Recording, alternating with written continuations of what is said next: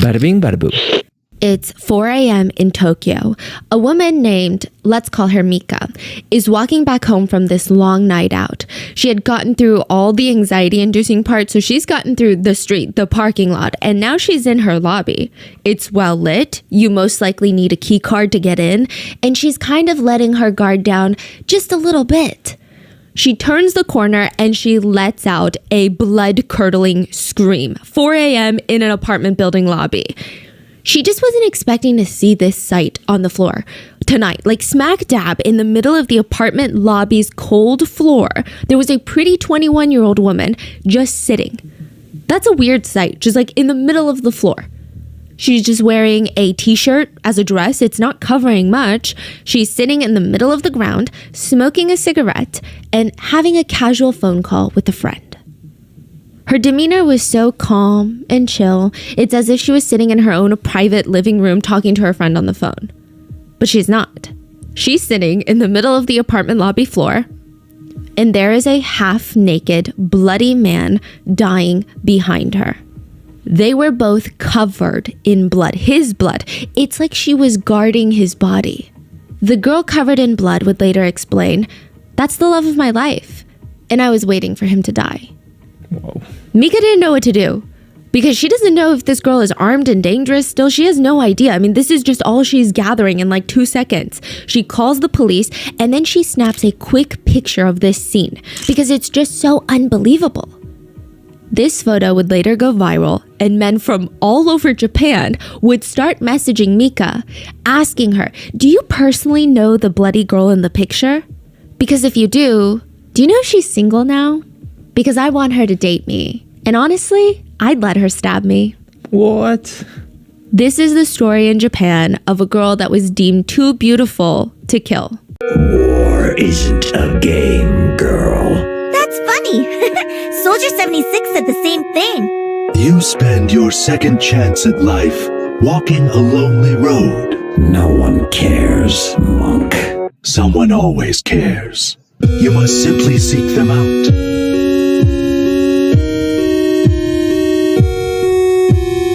I shouldn't be surprised you took his side. You never gave me much choice. Wanna know what Martina's been up to? Not interested. That's not what my tracker says. Are you ever tempted to contact your wife? No, Afraid she would try to kill you? I'd be surprised if she didn't. Your body seems to be adapting well to the changes, Gabriel. This is what you call well.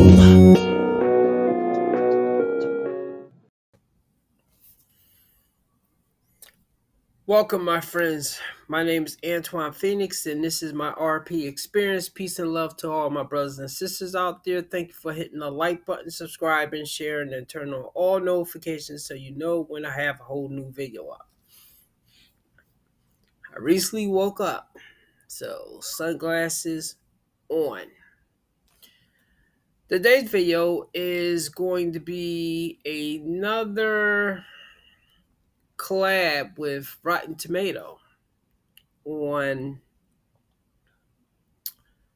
this phenomenon of both men and women that become fascinated with killers, in so many words. Now, there are some women that I know have crushes on serial killers, and that always fascinated me. Like, why?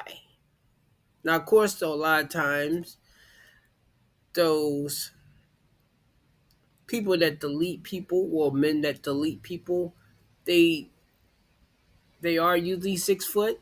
They usually are attractive, and I always think it's more to it than just that of why those women like those men.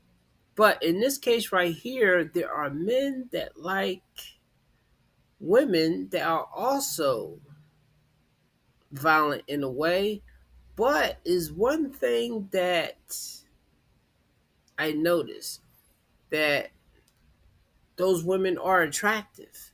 And there's also another thing there that I do understand in a way of why these men find these women attractive. But I'm going to return to that later because this is going to at least be about an hour video. So we're going to start the ground running on this video right here. So join me as she begins this fantastic tale. As always, full show notes are available at rottenmangopodcast.com. We enlisted the help of our wonderful Japanese researchers for this case, but as always with these international cases, if anything is lost in translation or if there's another aspect to this case that you discovered, please let us know in the comments. And with that being said, let's get into it. The realtor did think it was kind of strange. Okay, maybe it was like more impressive than strange that such a young, pretty girl could afford such a nice apartment. The apartment needed a deposit of $14,000, and the rent each month would be $1,000. So I'm assuming that Japan works like Korea, where you actually get the full deposit back, but it's just, still, that's a lot of money to have in one sitting. Yeah. How can a pretty 21-year-old girl even afford that? But the realtor's like, maybe I'm just being judgmental, you know? So she shows the 21-year-old around. This is the main bathroom, fully renovated. The apartment was so stunning, the girl said she was so happy with the place, she wanted to sign the lease immediately. The realtor's thinking, maybe she's got rich parents. She could try asking. Is your family moving in with you as well? No, just me and my boyfriend. He's moving in with me later this year. He just has to quit his job first. It sounds like the girl is in a loving relationship, right? And they got concrete plans to start a future together.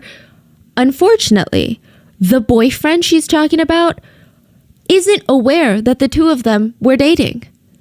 He wasn't aware that he was going to move in with her like that, or that he was going to quit his job at the end of this year.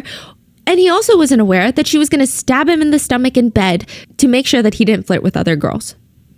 But the realtor didn't even bat an eye. She thought, well, we are close to the red light district.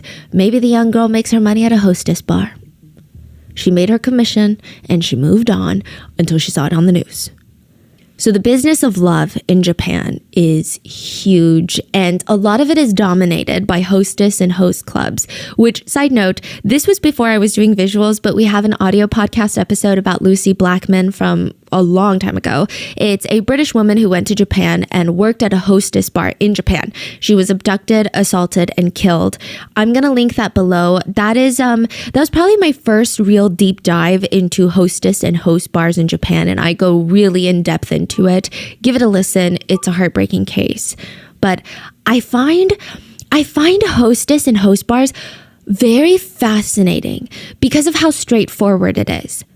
Hostess clubs, they cater towards stroking a man's ego, making men feel like the top dog, the alpha male, the manliest, most impressive man in the world. And then host clubs are the opposite. It's a bunch of male hosts making women, clients, feel beautiful, young, and wanted. And you would think that being so blunt with this transactional purchase, the intention and all of that, it would just be lost. Because it's almost like, hey, call me pretty. And then you call me pretty. It doesn't mean anything anymore. But no, humans want what they want. And they're willing to spend a lot of money for it. So let's start with hostess clubs first, because it seems like they came around first. There's a lot of different types. I go over it in the audio podcast for Lucy Blackman, but I'm just going to break down a few for you, the main ones for you. The no-touching hostess clubs. These are just like regular bars, but with a twist. A group of corporate salaried men will walk in. Either they're a group of colleagues, or maybe they're with clients that they're trying to sign. They'll walk in, and the hostess bar is filled with pretty young girls. A pretty young woman will greet them and escort them to a secluded part of the bar. So unlike most clubs and bars, the customers are seated pretty far away from each other. They kind of have their own private section so they can truly feel comfortable. Then depending on how many drinks they've ordered, depending on the size of their party, some hostess clubs go hourly, some go by drinks, some go by a minimum spend. A group of young women, attractive women, will come out and sit with a group of men. The rest of the night, these women will stay there. So they're not like waitresses where they're like, everything good? Like, I'm going to walk away now. They sit with you. They pour your drinks. They take shots with you. They giggle at your jokes. They ask you questions like, wait, how do banks work again? I have no idea. You're so smart with things like this. And then they let their little eyes twinkle while you tell them the most mundane, boring facts about banks. Even though she probably knows like half the stuff that guy is saying is like wrong, she just goes along with it. Makes him feel like he knows the equation to success and the meaning of life.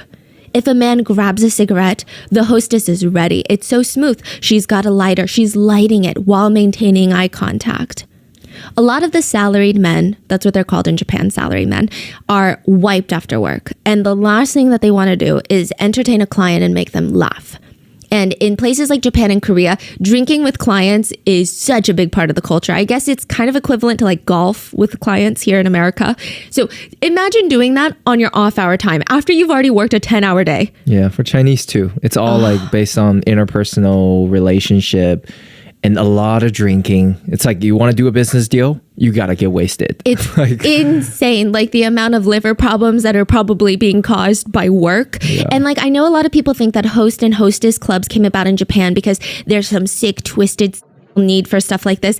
It's actually not. It has more to do with the work environment, like the society's work pressure. So all these salaried men, they're expected to go drink with their clients after work, entertain their client, but they're dead wiped. They're so tired. So they bring them to these hostess clubs, and these hostesses now do their job. They're entertaining the client, asking questions, making the salaried men look good in front of the client. And they have really high social EQ. So they know which company or which employee is paying. They will constantly flatter them in front of the client to make them more influential and powerful. This is crazy. At one point, it said that 90% of the open tabs at hostess clubs were being paid by major corporations. that's so smart. Crazy. Not Yeah. by individuals, but literally companies that are like, hey, employees, go blow off steam. Hey, bring the clients there. There's an open tab. It's actually considered a somewhat respectable gathering place for business talk or transactions. If you go on a lot of Western media websites, they'll make it sound like a club, but it's not really. Now, the hostess will stroke the man's ego while encouraging him to buy more drinks.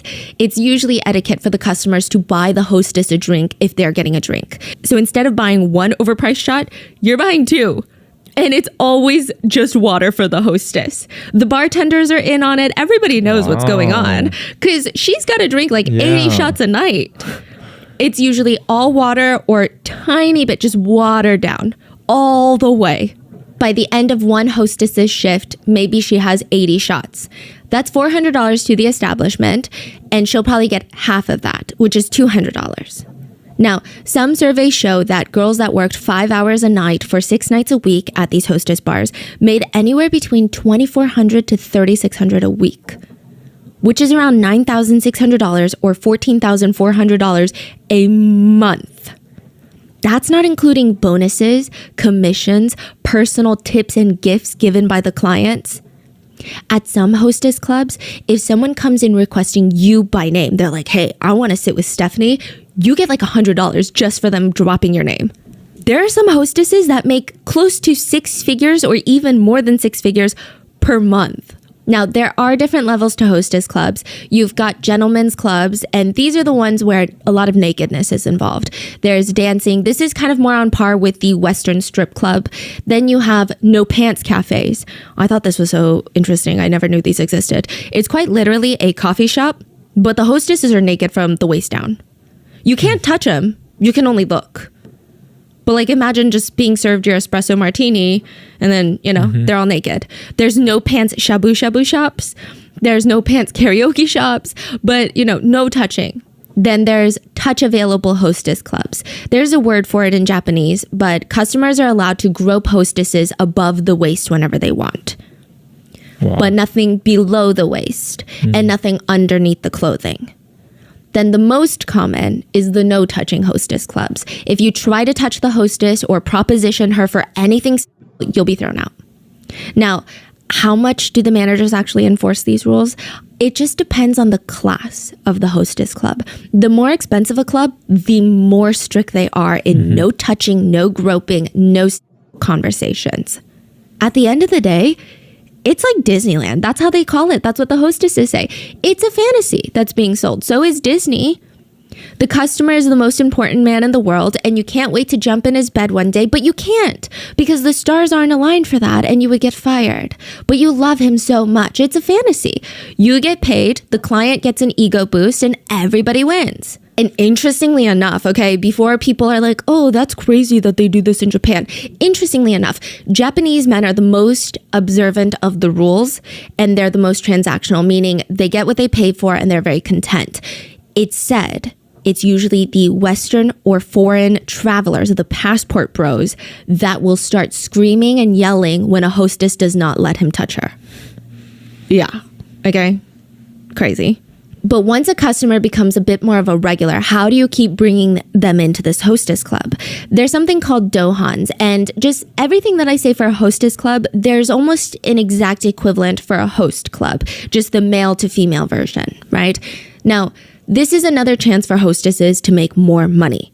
It said dohans can bring in an extra few $1,000s up to like $10,000 per month additionally to the payment that they're already receiving. So they can make like $20,000 a month.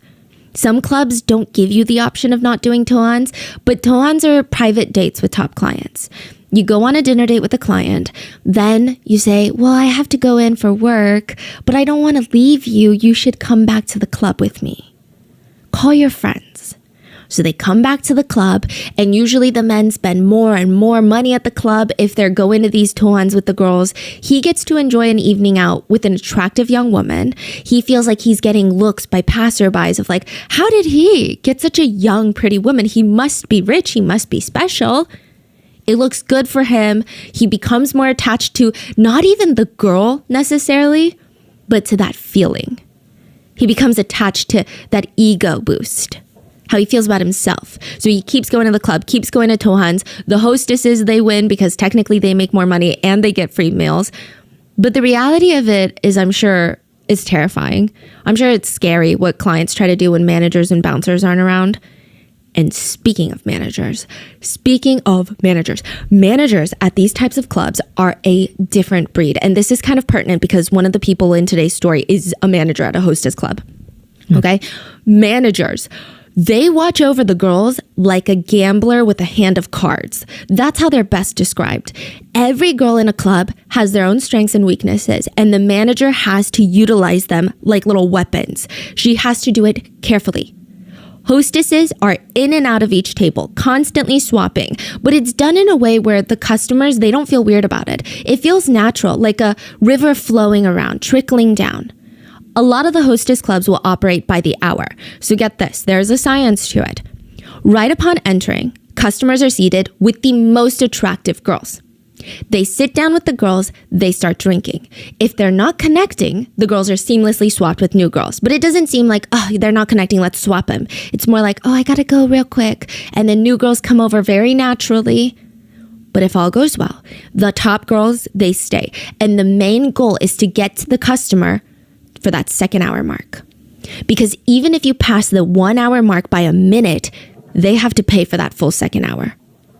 And then the manager will immediately take away the pretty girls that they just spent an hour connecting to, swap them with new, less attractive girls. Now, if the clients want the original girls back, the manager will either say, ooh, sorry, you have to specifically pay for her, which is an additional couple $100s for an hour. Okay, or they'll be told, I'm so sorry, she has a reservation with the top client right now, but she'll be back in half an hour. Make them sit around for 30 minutes. She comes back, they're happy, they're excited, and then they push into the third hour. The managers are able to watch the clients like a hawk without even making it obvious. They always say, if a man walks to the bathroom and he even glances at his wrist where his watch is or takes out his phone, he's thinking about leaving. If he just rushes to the bathroom, rushes out, that's fine. But if he even takes a side second to look at his watch, that's it. So when he gets back at his table, what do you know? The prettiest girls are all there waiting for him. Or sometimes they're standing outside the restroom asking him, where'd you go for so long? And they'll take his hand and escort him back to the table while giggling. And now that beautiful girl is begging for a bottle of champagne that she's never tasted because it's so expensive. And she's thirsty. Usually a bottle of champagne at high-end establishments like this easily go for $500. So before they know it, the wealthy businessman is spending upwards of a few $1,000s in a single night. And it's all about picking the right hostesses. Typically, the most successful hostesses across the board are considered naive and innocent by men. They are perceived, keyword, perceived, by the clients to be less intelligent than them. So they're not intimidating. Then eventually came the emergence of host clubs, which are basically the same concept, but now it's male host catering to female customers. And it's fascinating. There was a gender studies professor who took a deep dive into the host clubs of Japan. Because, there's always that sentiment when men are attracted to work, it's like, oh, men are men. But then when girls are attracted to, they're like, why would a girl spend money on such a dumb thing, right? I mean, clearly it makes sense for both genders to be into it, but there's some psychological and societal movements that pushed host clubs. First one, women started working a lot more. So they got a lot of disposable income and they're staying single for a lot longer. They're not getting married. They're not settling down, which, side note, a huge customer base for host clubs are married housewives. But let's not get into that. So a lot of these single women, they'll spend money at a host club. And additionally, the host clubs do the same thing for women. So they provide princess treatment.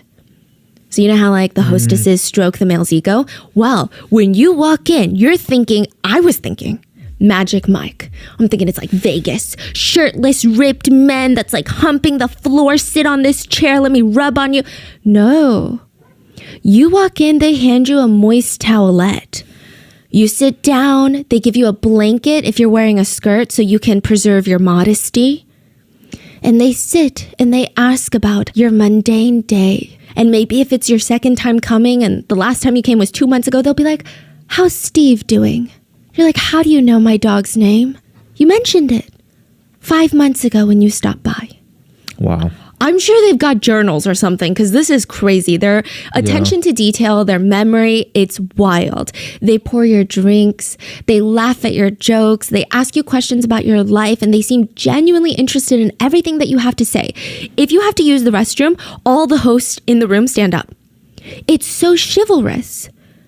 It's like the dream first date. Your host, the one that you're sitting next to, will walk you to the restroom door, wait outside just in case, I don't know, you get accidentally flushed down the toilet bowl. It's just so nice. And they don't dress like super ripped and they actually dress pretty feminine. They wear makeup. They have long, brightly colored, like almost anime style hair. When was the last time you went on a date and a guy was like doing all of that, right? So that's why host clubs, they took off. Okay, at first I was wondering why Rotten Mango. I don't know why I keep calling her Rotten Tomato. Rotten Mango was just focusing on the men coming to see the women in this particular thing because this story is not exactly about that. But I guess she needed to build the story of why also the women do the same particular thing. This is why, even though men and women like to point fingers to make fun of each other, we do almost the same shit, but for different reasons. Men will go to these establishments to feel more respected, to get an ego boost, to feel like they are a man. This is why I think sometimes why men may probably cheat on a woman. Not that is right to do, but most of the time when I think somebody does cheat, they're doing it because they're getting something from their partner that they are not getting. Yes, they're doing something with somebody else that they are not getting from their partner. Is it right? No, they should communicate this. But I think a lot of times either is shame of either communicating this with their significant other, or is the thing of you expect them to already to know, and then maybe sometimes you know that they're not going to do this. Now, I will always say try to get a person that will do the things that you need them to do, but I guess it's hard to find that combination because the person that you get along with, that you think of building a life with, and that's if you're in a relationship, you may not be able to get those other needs that you need them to do. And that goes the same thing in a woman's case when she needs a man to listen to her, to make her feel beautiful, to tell her that she's attractive. And even though they are paying for these things right here, I guess because when they pay for them, the person that they are paying is not the person that they will be interacting with.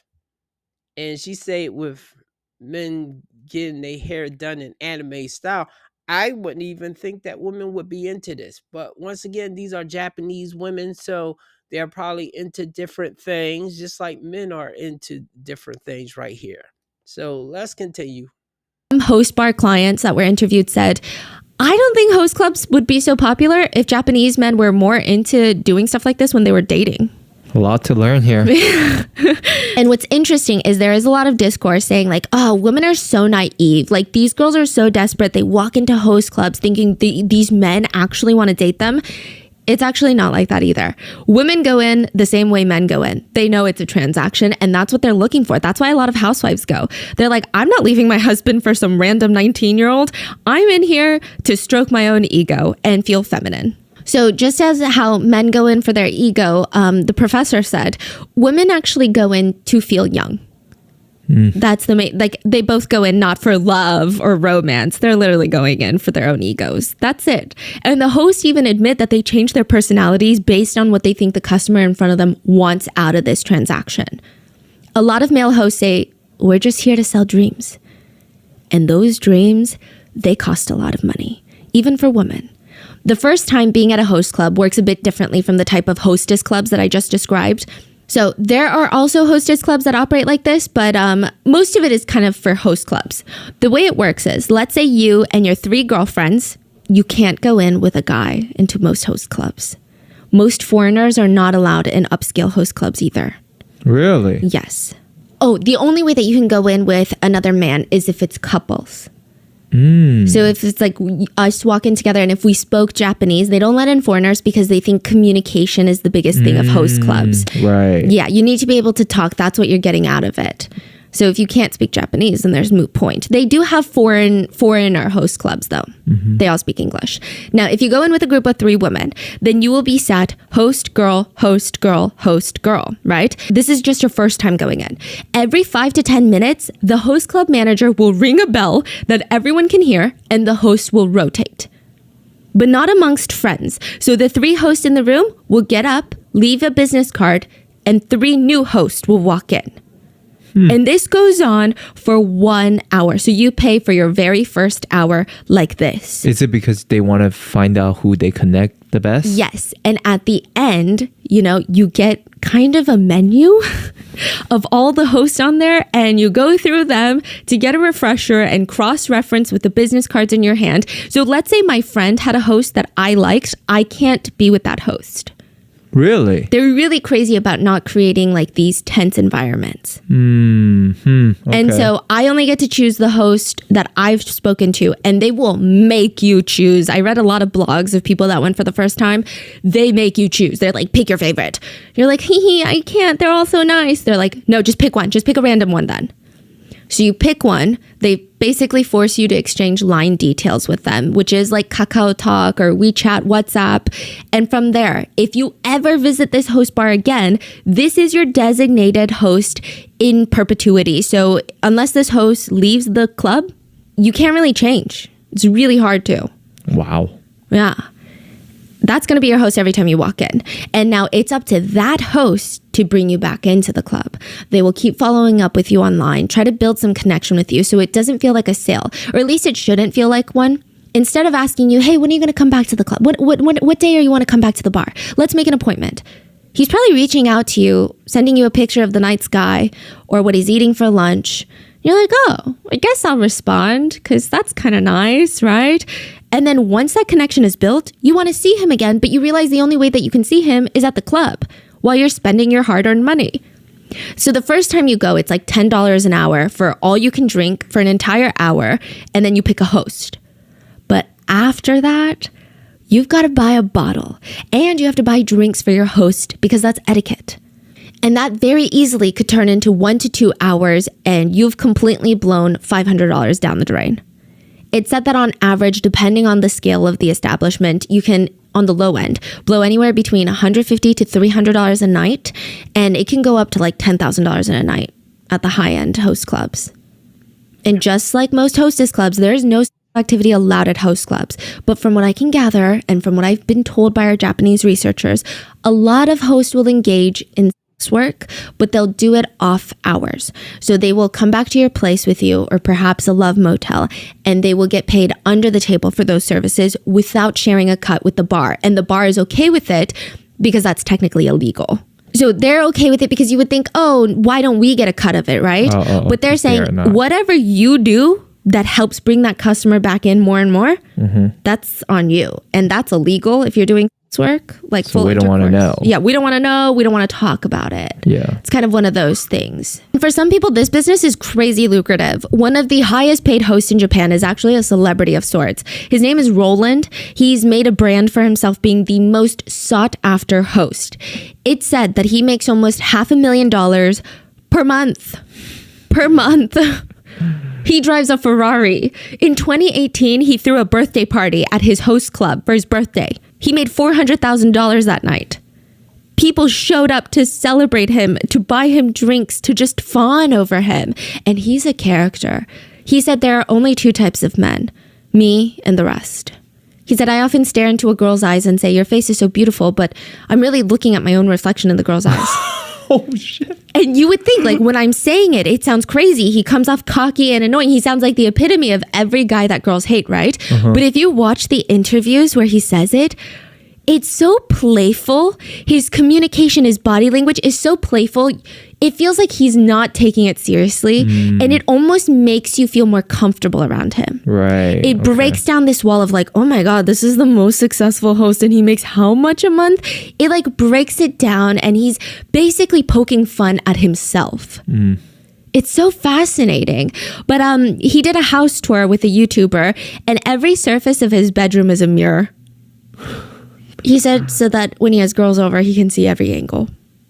Yeah. 女の子と遊ぶ時とかに、なんかいろんな角度が見られる。ちょっとなんか。He was also asked in an interview how many women he slept with, and he very smoothly, without even skipping a beat, says, "Do you drink coffee?" The interviewer is like, "Yes." "Do you remember how many cups of coffee you've had?" Wow. Yeah.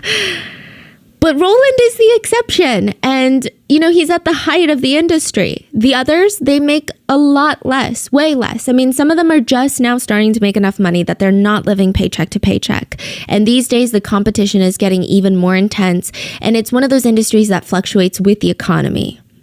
There are over 11,000 host and hostess clubs in the red light district of Tokyo alone. And Phoenix Luna had just started working at one of those clubs. To a lot of other guys at the club, it was a chance to be the next Roland. For Phoenix Luna, it was just free housing, honestly, okay? Phoenix had such a rough upbringing. I mean, from what we know, his parents, they separated really early on. So Phoenix and his 6 siblings were sent off to live in this foster care orphanage institution. And it was just not a good place. All the kids there were already pretty traumatized, and they just weren't receiving adequate parental love or compassion. You know, they were treated like adults too early on. Most of the kids, they actually left the institution around middle school age because of how bad it was. And Phoenix, he leaves, no degree in a place like Japan, hard. Not even a high school diploma, impossible. So this middle schooler is getting jobs in construction. And it seems very likely that even if he wanted to work hard, he just kept getting scammed by all these adult bosses that wanted him to perform cheap labor for like next to nothing. Eventually, he was left penniless and without a home. He would just bounce around from hostels and PC bangs. I don't know what they call it in Japanese, but it's like 24-hour internet cafes. He's trying to take naps there. And it's rough. So he thinks, you know, why don't I try something crazy? let's see if a host bar will take me. Host bars are known to provide dorms for a lot of the hosts that work at the enough for him. Even if he doesn't get paid right away, at least he's got a place to sleep. A lot of the host bars loved him. He just has the look for being a host, and he's very good with people. Even though you would think that his childhood made him very kind of pulled away from society and closed off, he actually was very good. He wasn't overly out there, overly talkative, just very genuine. So he starts at Club Fusion, and this is not a rags to riches story. He does okay. He quickly ranks up to be the 4th host in the bar, and each club, they have a ranking system, and a lot of the times, they will post pictures of their top 5 hosts or hostesses on the wall behind the reception desk, numbered and everything. So it's like number 1 host, picture, number 2 host, picture. And it's kind of a shitty system because it keeps number 1, number 1. People walk in, they don't know anything about this place. All they see is, hey, that guy must be popular for a reason. There must be something special about him. And they'll request him and they'll be told, hey, he actually charges a lot more because he's higher in demand. And you're like, well, okay, I guess I'll pay it. And it's a never ending cycle of keeping the top host at the top. So Phoenix is ranked number 4, but he's not killing it. He's not making a ton of money. He's doing okay. Now, here's something fascinating about host and hostess clubs. A lot of the customers are other host and hostesses. What? So, for example, some hostesses will get off their shift of entertaining men all day. Wow. And I'm sure it's so draining. They just want someone to entertain them. So they find themselves at host clubs, paying for the very same thing that they sell. Companionship, ego boost, and vice versa for hosts that go to hostess bars. And now one of these clients was Yuka Takaoka. And she comes in to Club Fusion. She's a 21-year-old hostess with straight brown-black hair and big eyes. A lot of people said that she looks like a cat, and that got her a lot of loyal clients as a hostess. But now she's at a host bar specifically looking for Phoenix Luna. That's his host name, by the way. His legal name is protected by Japanese courts. She said that Phoenix had come into her hostess bar like a year ago, long time ago, with a bunch of hosts. Okay, maybe like a few months ago. And he just kind of really stuck out to her. Months passed and she kept remembering, oh my God, I keep thinking about that really cute guy that had come in. She finds him on Twitter, starts DMing him. And he's like, well, you can always visit me at my club. So she does. Starting from March 2019, this is important, Yuka starts going to see Phoenix at a club 2 to 3 times a week. And she's like, you're ranked number 4. We should change that. I can help you to get to number 1. I'll order 2 more bottles tonight. Wow. And she's reassuring him no, it's fine. I have the money. Don't worry. She would go as far to spend $6,000 in one night to help him raise ranks. Every single club has a high earner song. A lot of host clubs adopted this thing where every single night, the host who makes the most money that night will start singing on stage when it's time to start closing up. And this song is not like everybody's cleaning and the custodians have come out and they're just singing and nobody is listening. It's more like a concert, like an idol concert, and they're being fawned over, and the host club makes it seem like this grand gesture for the host to have this honor of singing for the patrons. They kind of make it like that. So these clients, they feel pride if they helped their host get to that spot by the end of the night. Yes. And Yuka was one of them. She would spend $10,000 in one night just to get him up there to sing. Phoenix didn't argue because that's the whole point of his job. It's to make money. And Yuka said that she was a manager at a hostess bar. I mean, he could kind of let his guard down a little bit with her out of anyone. If anyone knows that this is a transactional business and that there's no real romance or love or attraction, it would be Yuka. She's in the same industry, doing the same thing to men, so she should know, right? She's half Chinese, half Japanese. Yeah, she was born in China, actually, in 1998. But they moved to Japan when she was 2 years old. And, she threw chairs at people. That was a thing in her childhood. Yeah, in high school. Let me give you some backstory. Yuka had a very creative personality. She has this very cute, naive, girl next door appeal to her. And it's very easy for her to get male attention. That's what everybody said. She had boyfriend after boyfriend in high school. And this is no shame, by the way. What is shame, though, is she exhibited some alarming behavior even as a kid. One time someone insulted her boyfriend and Yuka got mad and hurled a chair at them. Just like rage throwing chairs at a high school kid for probably saying your boyfriend's not that cute. It's a little weird. Yeah. Now I noticed Rotten Mango was quick to defend her on having a bunch of boyfriends. And in theory, I don't think that's a thing. Of course, though, if she was sleeping with every one of them, maybe. Now, this part that she said about her throwing a chair at another girl. Now, going deeper into that, they probably had like a rivalry between each other, and then so I don't think that was the only reason of her throwing the chair was just because the girl say something about her boyfriend not being cute enough. I think that was probably the nail in the coffin. Of course, though, you don't want to behave like that when someone says something about your person. But being devil's advocate right here, the same way that women will like if their boyfriend defends them, even if it's a little over the top. For a woman that would somewhat stand up for you like that, I have to admit, I wouldn't be turned off by that. I would be a little bit like, hey, you need to calm down, not go that far. But at the same time, I'll be like, wow, she must really like me to stand up for me like that. So that's all I want to say on that right there.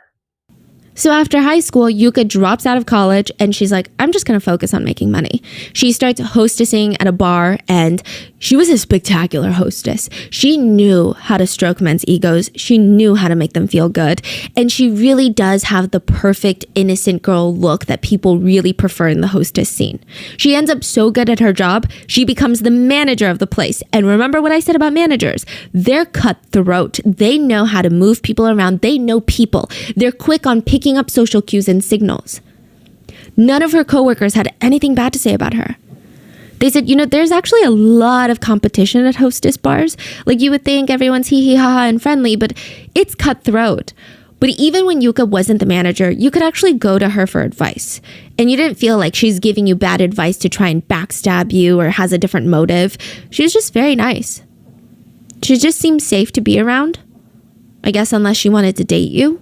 After visiting Phoenix a few times at the host bar, Yuka finds herself thinking about this man every waking second of every day of her life. Her existence revolves around this man. Everything she sees, she's like, oh my God, that reminds me of Phoenix. Oh my God, every thought that she has becomes about Phoenix. It starts consuming her. He was the last thing that she thought about before going to bed, and he was her everything. She would lay there thinking about him, waiting for a new message online to pop up, and then she would check her bank account, and all the money she saved up in her career was gone. She had blew it all at his club. And she's not a Nepo baby. She's not a millionaire. She did not have the funds to be spending like this. But she felt like there's just no other way to see him, unless I go to his bar, unless I spend money on him. So she feels like, well, it's fine though. This is an investment. He likes me and I like him, and we can't be together right now because of his job at the host club, but eventually we'll be together. To ensure that, she would even pay close to $9,000 a month to exclusively reserve him as her host. So remember how I said you can spend hundreds of dollars an hour, like your second or third time at a host club? You don't get your host for a full hour.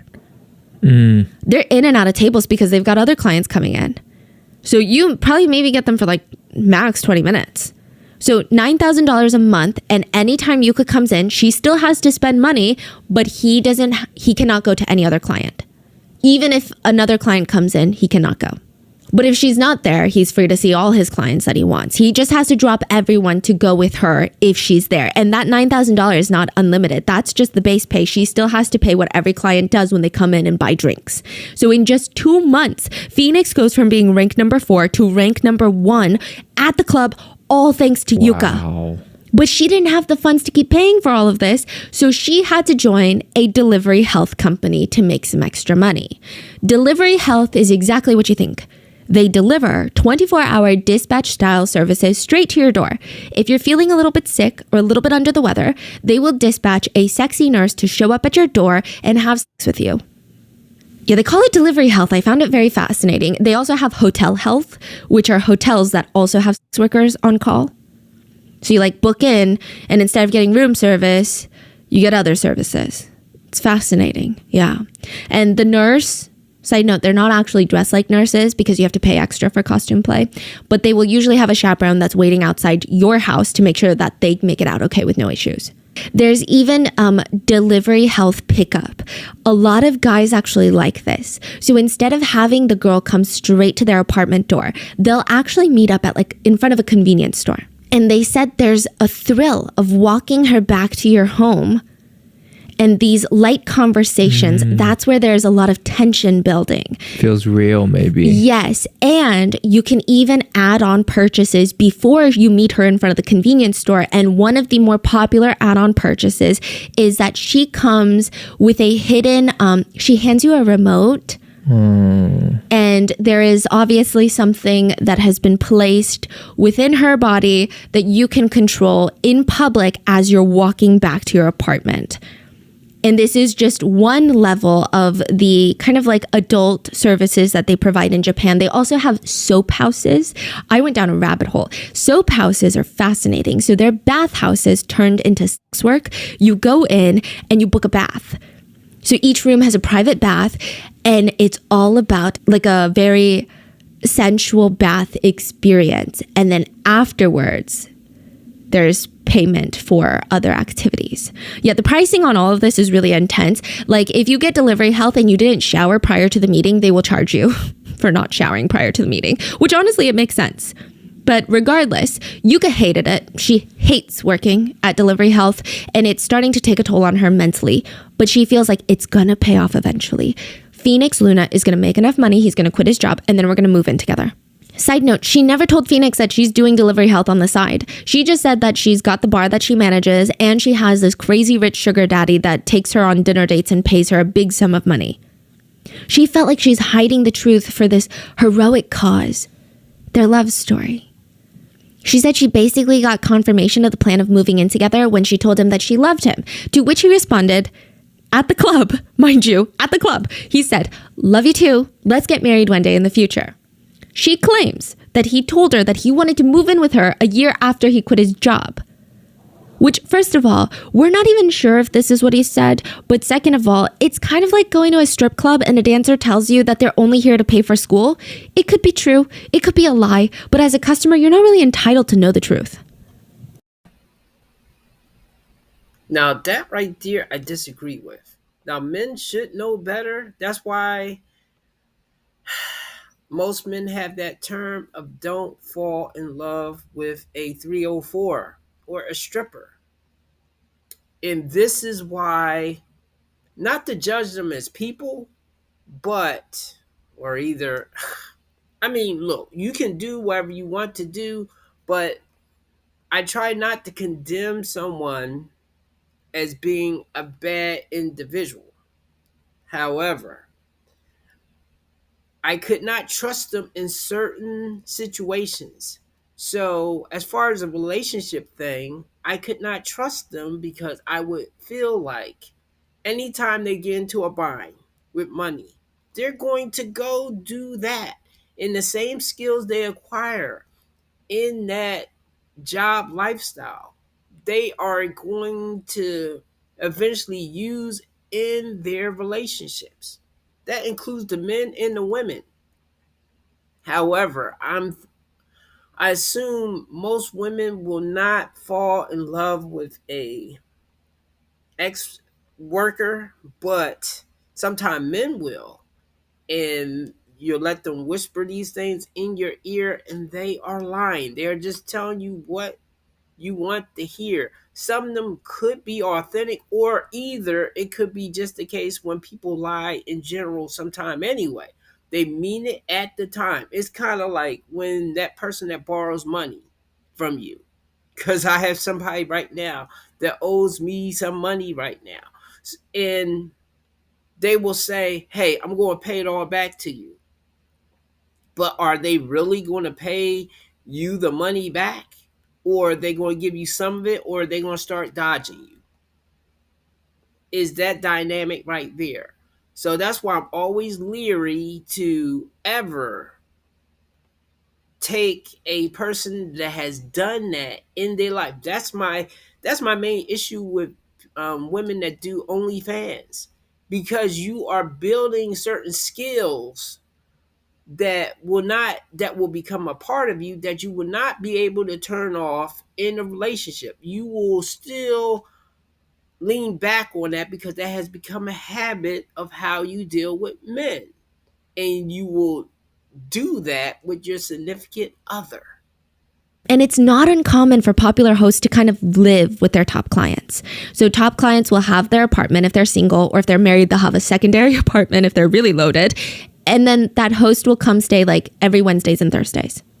It's still very transactional, but it is kind of like, oh, partly we move in together part-time. It's definitely not in the traditional sense. And if anyone should have known that, it would have been Yuka. But she's in too deep. April of 2019, they had intimate relations at a love motel, and this only drove Yuka further into this delusion that they were Romeo and Juliet. That's how she saw this situation. They desperately want to be together, but because of life circumstances, they can't. But her hardship, her engaging in sex work, it's all part of a big story that she's doing this for love. At this rate, Yuka was dangerously headed into yandere territory. So yandere is a type of character, typically in shows and movies, but I mean, she can technically exist in real life too. It's usually a girl that is obsessed with one guy, and it's usually girl to guy. She's obsessive, jealous, full on toxic, unhealthy, illegal levels of attachment, foaming at the mouth for him, addicted to him, his scent, his everything. She is ready to be violent. She's ready to commit crimes and potentially even murder people just to be with this guy. If I'm a yandere for you and I see another girl look at you, I could punch her in the face. Like, just toxic levels. It's not even like she's flirting with you. She just looks in your general direction. I'll kill her. Like, that's the vibe. It's a combination of two Japanese words, one which means sick and the other one means love struck. Someone who is so love struck that they're sick in the head. I fell down a rabbit hole again on this one, and I'm going to be honest with you. There is a yandere subreddit with 73,000 members. There's even a video game that you can get called Yandere Simulator. And I don't know if it's still available because it was really controversial, but you play a girl in school, high school, that's infatuated with a boy in your class. He doesn't even really know you like that. Like, he really doesn't know you. You guys are not dating. So it's like full-on stalker vibes. Yeah, it's just a stalker. But it's like a hot stalker. The yandere are always like conventionally very attractive. Okay. Yeah. So in the game, you're basically stalking this guy, and any girl that talks to him, looks at him, the mission is to cut her up with a knife. And then for some reason, you have to drag and hide their bodies and then take pictures of their skirt. It's a pretty unsavory game. That's why it's controversial, but it's popular. Now back to the subreddit, a lot of the posts they have up are depicting women being so infatuated with a man, they're basically forcing themselves on them sexually, like tying them up and forcing them to get her pregnant. And usually the women in question are really, really conventionally attractive, like with double Ds. And the people who really like this subgenre typically are men. I guess they like the idea that they make a woman go so crazy that she loses her mind and is foaming at the mouth and lives, sleeps, breathes him. One Reddit comment reads, I don't know why other people like yandere, but personally, I just like cute girls who might be a little batshit crazy. Another comment reads, I guess people like the fact that a person like that, like a yandere, isn't likely to leave or betray you in a relationship sense. Bingo. That right there. Because most women are about themselves these days. They are about getting the bag, about being strong, independent. I don't need a man. So it's a little refreshing to have a woman obsessed with you. Now, having a woman obsessed with you, because I've had that a couple of times, especially in my longest relationship, there's some pros and cons with that. And that's why the way that I look at things, both sides of the argument, I will take the bad because I like the good that I'm getting out of that.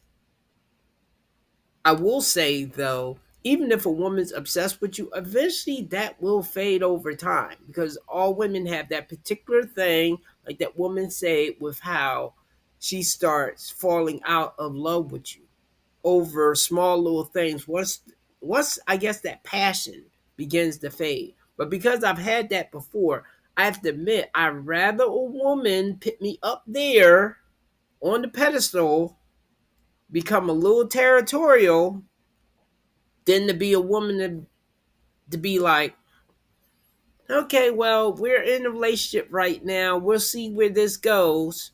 Because those are the women. See, and I had that woman right there too. And that woman hurt me the most because I thought everything was fine. We didn't even have arguments leading up to our breakup, but I thought everything was fine. And then she dropped the bomb and did the monkey branch thing to another dude. So with a woman that's obsessed with you, you don't have to worry about that, but you have to worry about those other things with the jealousy, the accusation stuff, probably stalking you. You have to deal with that right there. But I'd rather a woman be in the middle, like showing me love and being really into me, but at the same time having her own life and backing off some, giving the relationship time to breathe, because that's how I try to be in a relationship. Because as a man already, I have to do the balancing act. I can't be too much of anything because otherwise she will get bored.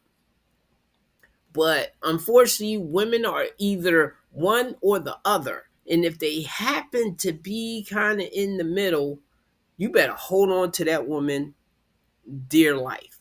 But if I have to pick between the extremes, I guess I'll pick the woman that's obsessive. Damn. They're not likely to cheat on you. They're not likely to break up with you. So maybe It's like a fantasy, right? Is it like kind of like those funny TikTok girls like when you're getting kidnapped, but your kidnapper looks like this hot dude that's I think like so. that, maybe? Yeah, and like I think when you just look at it from a media standpoint, I don't judge people's interest as long as it's between two consenting adults. I don't think yandere, or the trope of yandere in anime, because it's a common trope, I don't think it's inherently dangerous. It just adds a lot of elements, story elements, to a plot or to a show. But this is far from like the craziest interest I've ever come across. Yeah. But in today's case, it's going to go very, very sideways. There are two sides to this story. Because Phoenix is a host at a host bar, he does have a level of pressure and responsibility to take care of his clients outside of the bar. Not saying he has to sleep with them unless he wants to and chooses to, but he has to make sure that they're happy. So he would go on these tohans with Yuka, where he would go to cat cafes with her, go watch movies with her. And Yuka, even though she was paying for all the dates, and there is a transactional element to all these dates, she didn't see it like that. She was like, no, this is love. This is a real date. This is my boyfriend. Do you see where the problem here is? Yeah. But it would only continue to escalate when Yuka leased a 5th floor apartment close to Phoenix's work, and she felt like, no, we both want this. All I have to do is wait for him to quit his job and move in with me, and then he will be all mine. And they will be together forever. But the more Yuka is doing for Phoenix, the more he's pulling away. By the end of May, so this is just 2 months. By the end of May, they're fighting nonstop. Yuka is always demanding just things that don't make sense. I do want to preface this by saying they're not dating. They never were officially boyfriend and girlfriend. Both of them will admit that. It's actually pounded into host heads from the day that they start working that they should never get a girlfriend. You're being paid to be a boyfriend to a lot of women, and if they find out you have a girlfriend, the fantasy is dead. Like, why would they pay money for that? Both parties knew that. They were not exclusive. They were not even dating. But Yuka would do these things where she would call Phoenix while he was at work. And she's like, can you please come over? He explains, I'm sorry, Yuka, I can't right now because I'm at work, but maybe I can come after my shift. That's very reasonable, right? Yuka would keep calling and would even respond that if he didn't come immediately, she would jump off the roof of her apartment. Phoenix didn't know what to do because on one hand, he's a compassionate person that would never want someone to do something like that. But on the other hand, he feels really burdened by her because, like, what responsibility does he have for her mental health? They're not even dating. He was so stressed out by Yuka, he kind of starts distancing himself from her. On a Reddit post, asking people why they're into yandere characters. A response reads, I guess it's the idea that someone is so loyal, so devoted, and completely attached to you that they'll be willing to do literally anything to make sure you and they are not separated. Yes, a yandere girl is crazy, but it's not because she's evil. She does things with the intention of helping you, even if that's not necessarily the right thing to do. I should note that a yandere girl won't randomly stab you unless there's a compelling reason to do so. May 21st, 2019, deranged Yuka found her compelling reason to do so. Yuka woke up to her friend blowing up her phone. Phoenix was at work and Yuka is alone, and her friend is telling her, you'll never guess who I saw at a love motel. Phoenix with another client. Yuka paced around the apartment all day until Phoenix came to see her because he was like, yeah, I'll come see you after work. And she's screaming, why the hell were you at a love motel with another woman? And I'm sure Phoenix is taken aback because, again, they're not dating. This is his line of work, right? But he reassures her that they did go to a love motel, but they didn't do anything physical. Yuka's really hurt and she tells him, okay, fine, I get it. It's your job. But from now on, you have to tell me if you ever see another woman outside of the club. The next day, Yuka's on the phone with her friend and she noticed that Yuka didn't sound good. So she's like, hey, Yuka, is everything okay?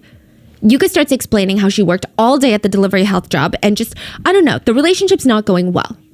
Her friend listened, and I presume she also is in the industry because she tells Yuka, look, if you want to be with Phoenix and he's a host, you've got to put up with this stuff. That's the job. That's what comes with dating a host.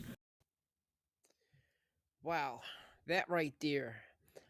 I do have to admit, I always wonder why a lot of women ask for advice and they do the exact opposite, even if they're asking from their friends about that stuff. That's another reason why I don't like women telling other men my relationship business, because she's going to still do what she's going to do. I guess she just wants somebody to vent to, but I already covered that before. That's a red flag for me when women do that, because I know if I was doing it to another woman, it's a red flag, and it should be a red flag because issues and problems can spring up from that. Anyway, from what that woman was saying right there, well, what Rotten Mango was saying and how that woman was feeling, I blame both of them because she should have known better. But see, once you get feelings involved, that's a powder keg waiting to explode. And I know he had to been lying to her. He had been telling her what the same skills that he was using in his line of work, he was using on her. And this right here is also a thing that I usually say. You want women to put you up there. You want them to look at you as like, wow, that is the man that I want to be with. My heart is set on him. You want that woman to have one itis on you right there. Now, of course, though, you don't want her to try to delete you, though. And that's what happened right there. She had those feelings for him. And whatever he was telling her, she believed it, even though she was in the same line of work. So that tells you, like, as men, yes, you really should not play this game. You should definitely be honest and tell a woman that you don't want a relationship, or you don't want to be monogamous, or you don't want to be serious. But also, kind of like Coach Greg Adams said, he usually only gets into that kind of situation with the same woman that he's messing with 2 to 3 months, and then he cuts it off. I think when you go longer than that, a person is going to get attached. And unfortunately, a lot of men don't get attached when there's just sex involved, even if he's been sleeping with that woman for months. But a woman may get attached to a guy that she's been sleeping with for months and months. And I would ask men, don't use a woman like that. Even if she seems to be okay with it initially when she's telling you something.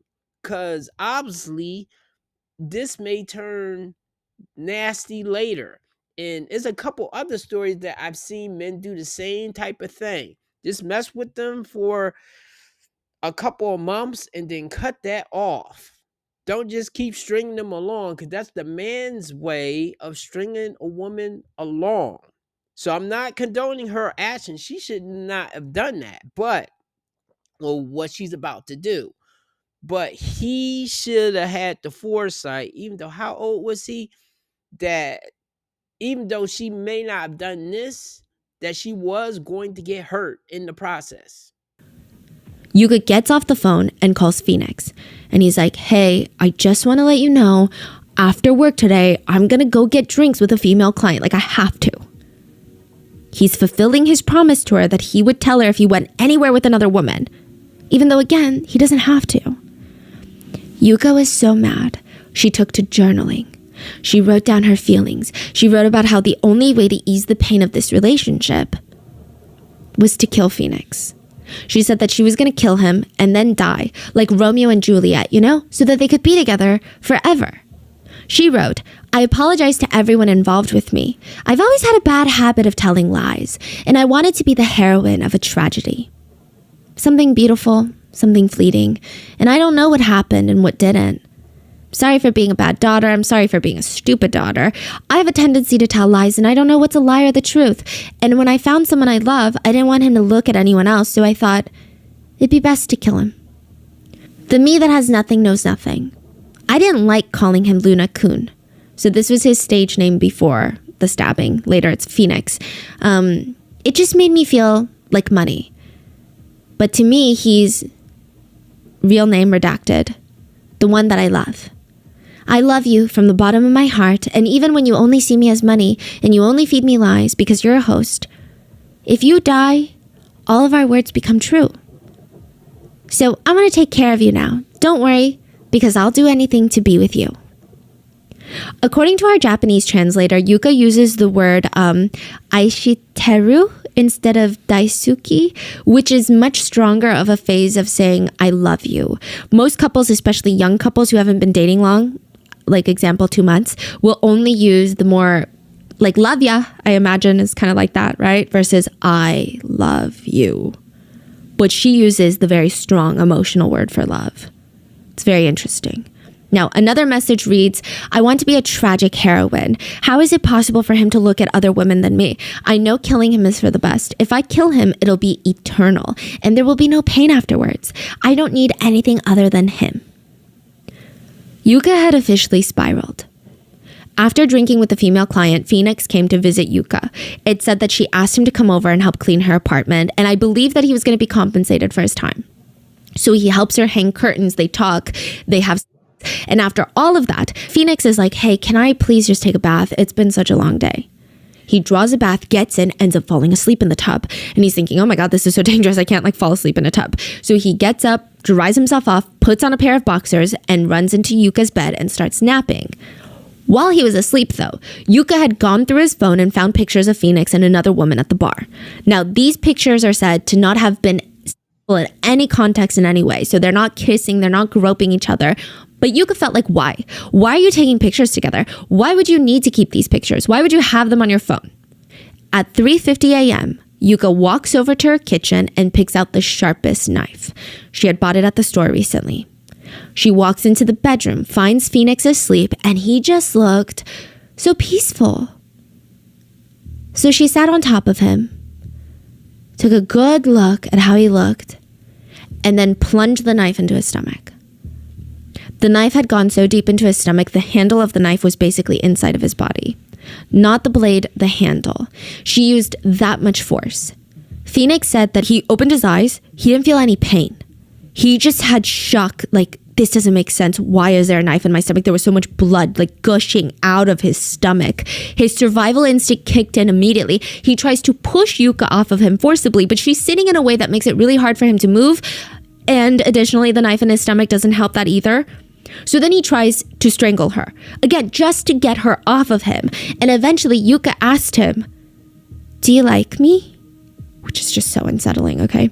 To which he felt like, okay, this is my way out. This is what she wants to hear, obviously, right? And he says as sincerely as possible, I love you. Of course, I love you.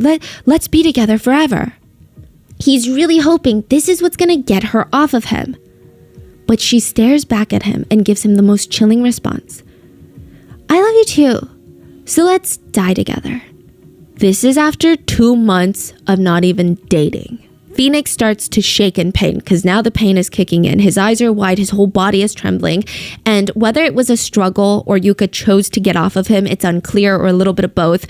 Yuka forcibly pulls the knife out from his stomach, which is not a good idea. When you have injuries like that, it's just not a good idea to pull it out because then he could bleed out to death. She throws the knife under the bed, and this caused Phoenix to bleed even more. And he's begging her to call an ambulance, but she's not moving. So he runs for the door. He could hear her screaming behind him, don't go, don't go. But he kept going. He's smearing and dragging blood all throughout the apartment unit, into the hallway, into the elevator. Yuka's chasing after him. The only reason that he made it into the elevator and was able to get the doors closed was because Yuka wanted to grab her phone, her glasses, because she didn't have her contacts in, and cigarettes before chasing him. Her cigarettes, which is an interesting detail we're going to go into later. The man she's obsessed with, to the point of killing, is running downstairs bleeding to death. But she's like, gotta grab my cigarettes. The entire elevator looks straight out of a horror scene. The control panel with all the buttons for all the floors covered in blood. The walls streaked in blood. Once Phoenix made it to the lobby, he collapsed on the floor, blood all over him, only in his underwear. I mean, most of his body was red now from all the blood he was covered in. He covered his face with his hand. He saw Yuka calmly approach, sit down next to him, and light a cigarette. Yuka grabbed her phone, called a friend, and didn't even tell her what happened. She didn't call police? Nothing? No. Literally waiting for him to die. Wow. I'm not going to show you the picture. Picture is very telling. I would say the picture is gruesome, but that's not the point. So you do see him laying behind her, and she's sitting in a black t-shirt that's almost like a dress. She's got her legs propped up, so her knees are bent and her feet are flat on the floor. Right? She's got cigarette in between her index and middle finger, just like casually relaxed to the side. It's not even to her mouth. It's not even, her fingers are so relaxed. It's very like, and then she's got her phone to her ear, and she's just, it looks like she's sitting on a park bench having a conversation with a friend. Right at that moment, a woman, presumably another resident in the building, screams bloody murder at the sight of the two covered in blood, calls the police, and later would take the now famous picture. It's crazy. Yuka looks like a high schooler in the picture. She looks so young, yeah. But what's even crazier is that this picture would later gain her admiration and fans. Some people, they created this picture in different artistic formats. Literally fan art of a stabbing scene.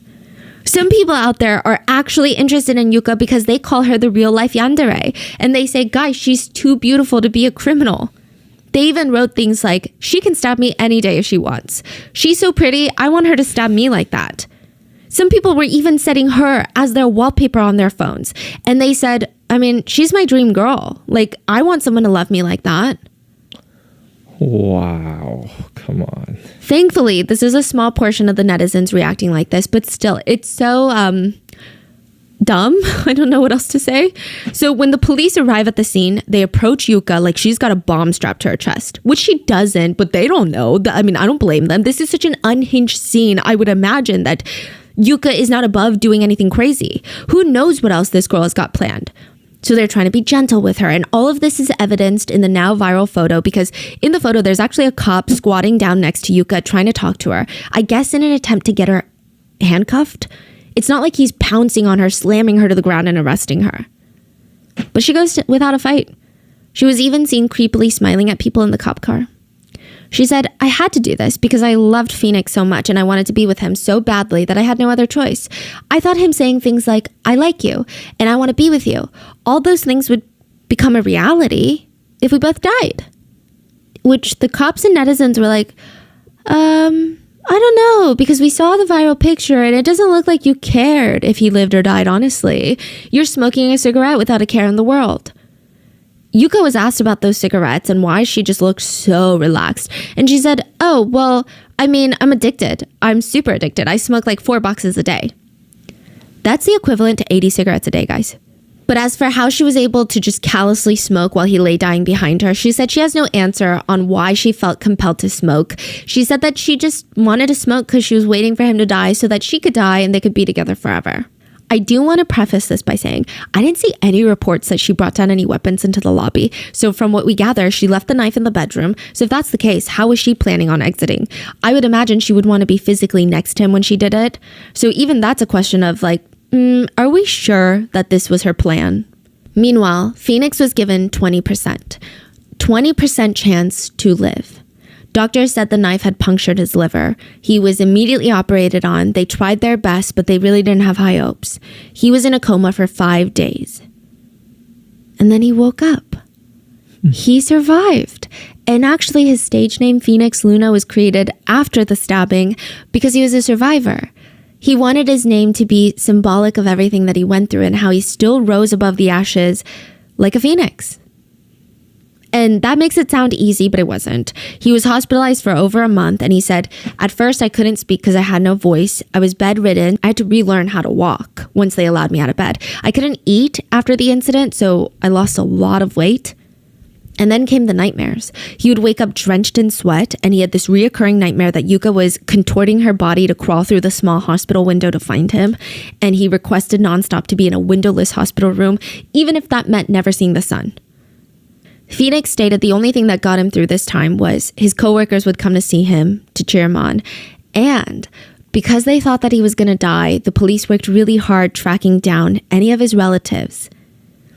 This was the first time in 5+ years that he was reconnected with his siblings.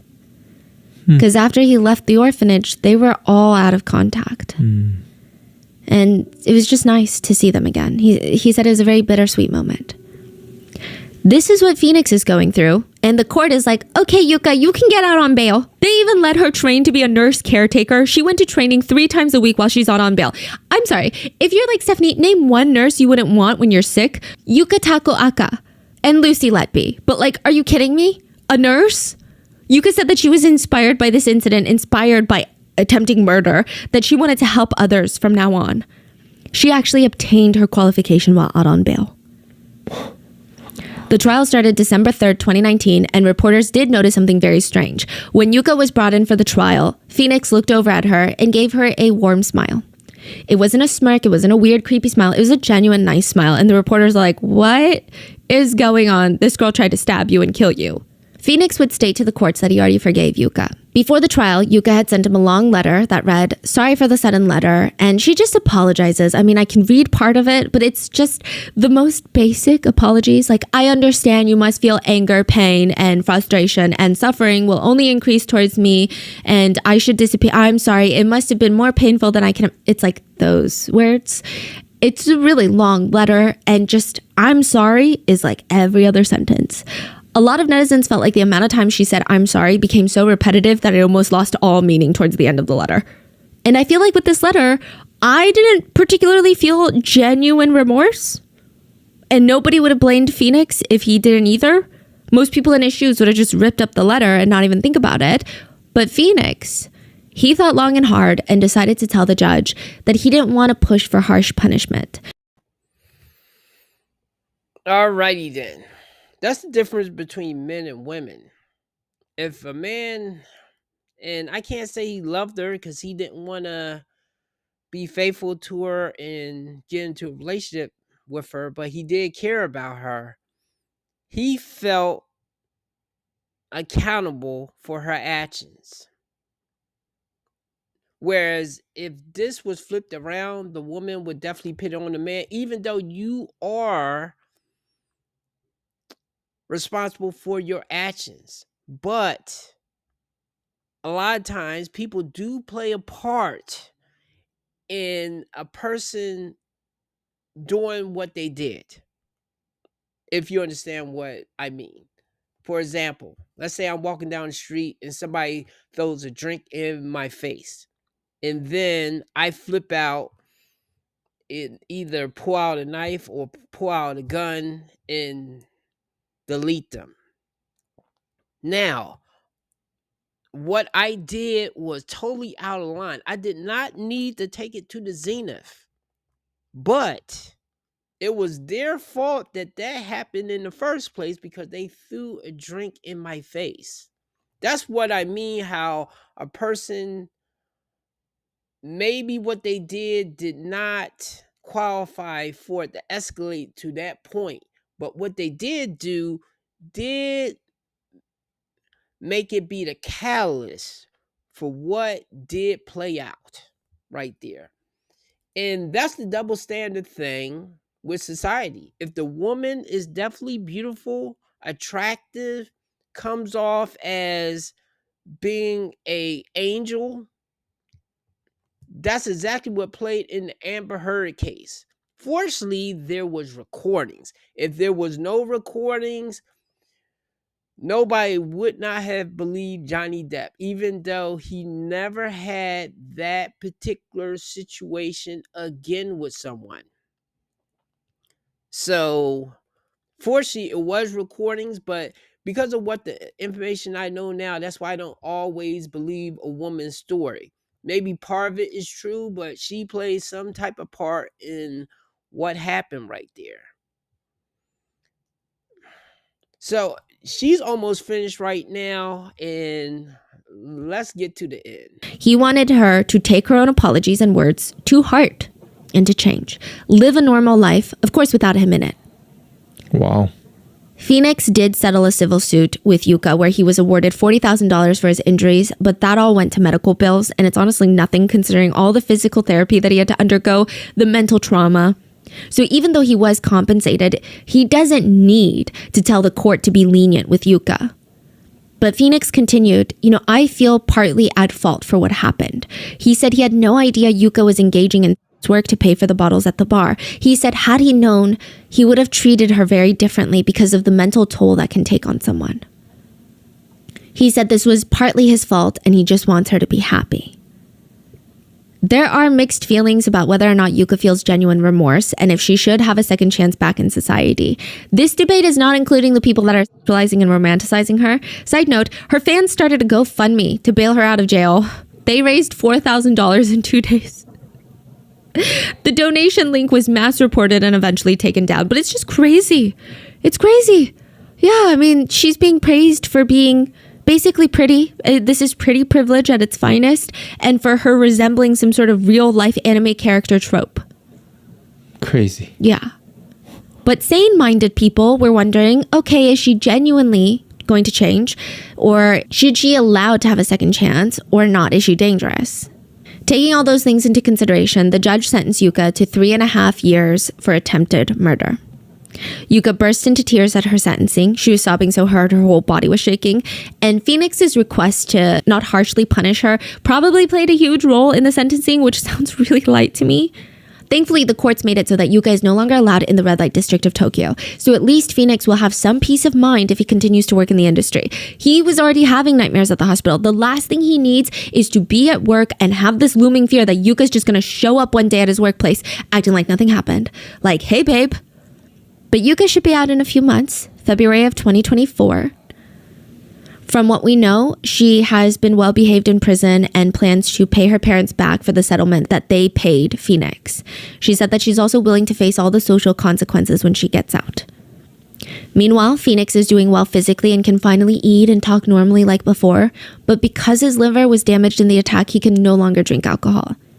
And for that reason, there was always this looming threat that Phoenix wouldn't have a job because, drinking is such a big part of being a host. But his work family pulled through. Now at work, the other hosts take all of his drinks for him. And I don't think any of his new or old clients care that he's not drinking. They're actually all fascinated by his story.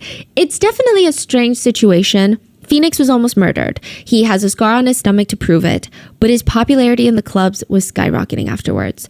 It's kind of dark, but everyone wants to know what's so special about Phoenix that a pretty young girl would throw her life away to try and kill him, to become so obsessed with him. It's dark, but Phoenix just kind of embraces it. He survived and he's making the best out of it. He even said he's kind of thankful that people are interested in his story because it's helping pay his bills. He said, I don't hold a grudge. I think there was a reason for her to stab me. It's also kind of thanks to her that I'm able to achieve sales that I did in less than a year since I became a host. Wow. I mean, this guy really knows how to see the silver lining of things. Yeah. I mean, Phoenix was later interviewed at his new club, The Servant of Eve. He told the story of how he was stabbed, which we already went over, but it's just really interesting to see him in his element. I'm sure it was thrilling for journalists to go there and interview him and seeing all the women around him. Phoenix looks really relaxed. He has silvery, like a silvery hue to his hair, and he just looks straight out of a boy band. He's telling the story of his stabbing, and every once in a while, a woman would lean in and get a strand of hair out of his eyes. Yeah, it's just very fascinating. You would not be able to tell that just a few years ago, he had been nearly murdered. So he's doing great. What are your thoughts on this case? Let me know in the comments. Have you heard of yandere before this? Have you heard of hostess clubs? Let me know. And I hope you guys enjoyed. Please stay safe, and I will see you guys on Wednesday for the main episode. Okay, what did we learn here? We learned that that kind of work right there does not mix with love, does not mix with relationships. We also learned once again that women can be capable of violent, malicious acts. And also that society, men and both women, will look the other way if the woman is pretty attractive enough and appears to be an angel. That narrative does need to stop right there, because I'm pretty sure if that was the US, it probably would have been some uprising of men over here that probably would not have went. But then again, I'm not sure, because Amber Heard did not get kicked off of the movie and she still was in there. And look, at the same time, she should still be able to work, but maybe not on the big screen, maybe not with huge roles. She should get some type of penalty for that. I'm talking about Amber Heard right now. And this is another reason why you don't fall in love with OnlyFans models. I mean, they are a slippery slope, but especially if they, OnlyFans models, because I was about to say Instagram models are a mixed bag right there. I know some of them, and some of them are cool and okay. Of course, though, I don't know how they would be in a relationship, and that's the scary thing right there. And hopefully he learned the lesson of he wasn't really leading her on, but especially after they moved in together, he had to know that she was starting to feel attached to him. He probably liked the attention. He probably thought that he could have the best of both worlds. And that's why I think he didn't want to penalize her too much, because he felt guilty for the part that he played in there. So that's pretty much it. Give me a like, a subscribe. Subscribe to Rotten Mango. And I hope you enjoyed this story. I should have another video the next day, because I need time to recover. Have a good day. Bye.